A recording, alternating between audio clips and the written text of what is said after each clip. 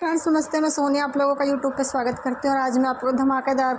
नाच गीत सुनाने जा रहे हैं। तो प्लीज़ आप लोग गीत को पूरा सुनना और अपना आशीर्वाद देना। चूल्हा फूक बिना राजा तो हरे अंगना, चूल्हा फूक बिना पियावा तो हरे अंगना, कहिदा ससुर जी से गैस मंगवाई दे, कहिदा ससुर जी से गैस मंगवाई दे, नहीं तो सासुरानी बनवै भोजन, नहीं तो सासुरानी बनवै भोजन, चूल्हा फूक बिना राजा तो हरे अंगना,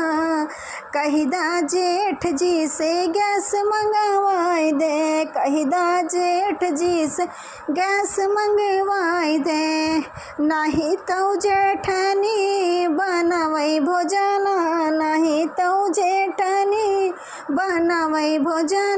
चूल्हा फूक बिना राजा तो हरे अंगना, चूल्हा फूक बिना राजा तो हरे अंगना, कहिदा देवर जी से गैस मंगवाई दे, कहिदा देवर जी से गैस मंगवाई दे, नहीं तो देवरानी बनवै भोजन, नहीं तो देवरानी बनवै भोजन, चूल्हा फूक बिना राजा तो हरे अंगना, चूल्हा फूक बिना राजा तो हरे अंगना,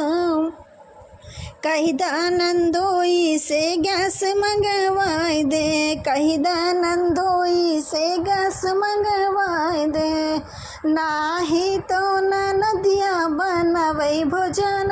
नाही तो नदिया बनवै भोजन, चूल्हा फूक बिना राजा तो हरे अंगना, चूल्हा फूक बिना राजा तो हरे अंगना।